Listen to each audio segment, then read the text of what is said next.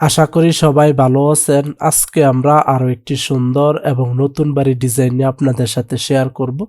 আজকে আমরা যে বাড়ির ডিজাইনটি নিয়ে আপনাদের সাথে শেয়ার করব সেটি হচ্ছে 4 বেডরুমের টিন শেড একটি বাড়ির ডিজাইন। এই বাড়ির ডিজাইনটি খুবই সুন্দরভাবে করা হয়েছে। কম খরচের মধ্যে আপনারা এই বাড়িটি নির্মাণ করতে পারবেন। এটি হচ্ছে বাড়িটির সামনের ডিজাইন। বাড়িটির সামনে একটি সুন্দর ডিজাইনের পোর্চ থাকবে।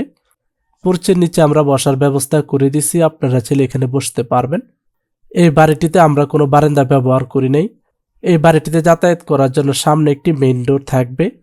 এই বাড়িটিতে 4টি bedroom, attach toilet, kitchen room, drawing room, dining রুমের সমন্বয়ে প্ল্যানটি সাজানো হয়েছে। আপনারা চাইলে এই বাড়িটিকে 3 বেডরুম দিয়ে নির্মাণ করতে পারবেন এবং 2 বেডরুম দিয়ে বাড়িটি নির্মাণ করতে পারবেন। 4 বেডরুম দিয়ে টিন শেড বাড়িটি নির্মাণ করতে কত টাকা নির্মাণ ব্যয় হবে তা আমরা পর্যায়ক্রমে আপনাদের সাথে শেয়ার করব। এই বাড়িটির কালার কম্বিনেশন আমরা আমাদের মতো করেছি। আপনারা চাইলে আপনাদের পছন্দ অনুযায়ী কালার করতে পারবেন।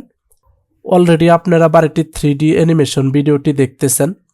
তারপরে আমরা আপনাদের সাথে শেয়ার করব এই বাড়িটির ভিতরে interior design, 3D model, floor plan, রুমের মেজারমেন্ট, বাড়িটি নির্মাণ করতে কত শতাংশ এবং কত কাঠা জমির প্রয়োজন হবে বিস্তারিত আপনাদের সাথে শেয়ার করব। ভিডিওটি স্কিপ না করে শুরু থেকে শেষ পর্যন্ত দেখেন। এটি হচ্ছে বাড়িটির 3D মডেল। অলরেডি আপনারা বাড়িটির 3D অ্যানিমেশন ভিডিও এবং বাড়িটির বাহিরি ডিজাইন সম্পর্কে দেখে নিছেন। এখন আমরা বাড়িটির 3D মডেল সম্পর্কে আপনাদেরকে দেখাবো। এটি হচ্ছে বাড়িটির সামনে ডিজাইন। বাড়িটির সামনে একটি সুন্দর ডিজাইনের পোর্চ থাকবে। পোর্চের নিচে 2 পাশে আমরা বসার ব্যবস্থা করে দিছি, আপনারা চাইলে এখানে বসতে পারবেন। এই বাড়িটিতে যাতায়াত করার জন্য সামনে একটি মেইন ডোর থাকবে। এই ডোর দিয়ে আপনারা বাড়িটির ভিতরে যাতায়াত করতে পারবেন।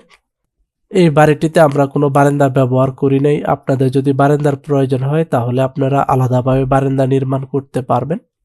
আর এটি হচ্ছে বাড়িটির পিছনের ডিজাইন। এটি হচ্ছে বাড়িটির উপরের ডিজাইন বা টিন শেডের ডিজাইন। ড্রয়িং রুম এবং ডাইনিং রুমের উপর একটি ছাদ থাকবে। এই ছাদে আপনারা পানির ট্যাঙ্ক রাখতে পারবেন এবং চতুর্পাশে পর্যাপ্ত জায়গা আছে, ফুলের গাছ বা ফলের গাছ সেট করতে পারবেন। ছাদে প্রবেশ করার জন্য এই পাশে আমরা স্টিলের সিঁড়ি ব্যবহার করছি। এই সিঁড়ি দিয়ে আপনারা ছাদে প্রবেশ করতে পারবেন।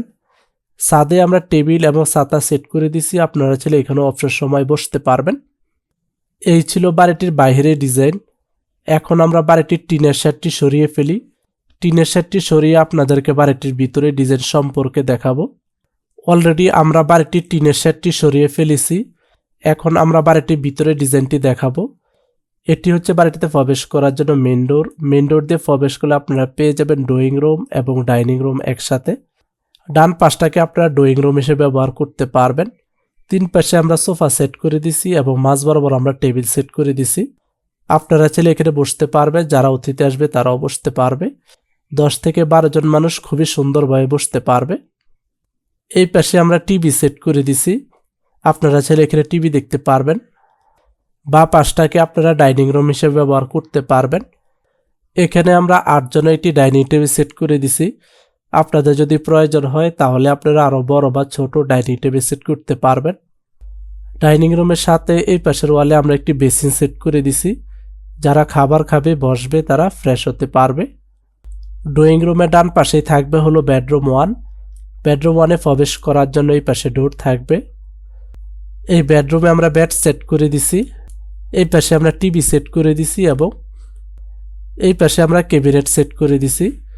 আপনারা চাইলে আপনাদের মতো করে সুন্দরভাবে সাজিয়ে নিতে পারবেন, পর্যাপ্ত জায়গা আছে। এই কর্নারে থাকবে হলো বেডরুম 2। বেডরুম 2-তে প্রবেশ করার জন্য এই পাশে ডোর থাকবে। এই বেডরুম আমরা বেড সেট করে দিছি। এই পাশে আমরা ক্যাবিনেট সেট করে দিছি এবং এই পাশে আমরা টিভি সেট করে দিছি। আপনারা চাইলে আপনাদের মতো করে সাজিয়ে নিতে পারবেন। এই বেডরুমের সাথে এই পাশে একটি কমন টয়লেট থাকবে। কমন টয়লেটে প্রবেশ করার জন্য এই পাশে ডোর থাকবে। এই টয়লেট আমরা বেসিন এবং কমোড সেট করে দিছি এবং টয়লেট ওয়ালে আমরা টাইলস ব্যবহার করছি। ড্রয়িং রুম এবং ডাইনিং রুমের সাথেই মাঝ বরাবর থাকবে হলো বেডরুম 3। বেডরুম 3-তে প্রবেশ করার জন্য এই পাশে ডোর থাকবে। এই বেডরুম আমরা বেড সেট করে দিছি। এই পাশে আমরা ক্যাবিনেট সেট করে দিছি এবং এই পাশে আমরা টিভি সেট করে দিছি। আপনারা চাইলে আপনাদের মতো করে সাজিয়ে নিতে পারবেন।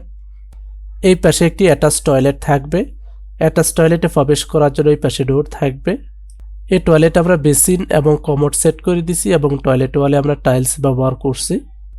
এই কর্নারে থাকবে হলো বেডরুম 4। বেডরুম 4-এ প্রবেশ করার জন্য এই পাশে ডোর থাকবে। এই বেডরুমও আমরা বেড সেট করে দিছি। এই পাশে আমরা ক্যাবিনেট সেট করে দিছি এবং এই পাশে আমরা টিভি সেট করে দিছি। আপনারা চাইলে আপনাদের মতো করে সুন্দরভাবে সাজিয়ে নিতে পারবেন, পর্যাপ্ত জায়গা আছে।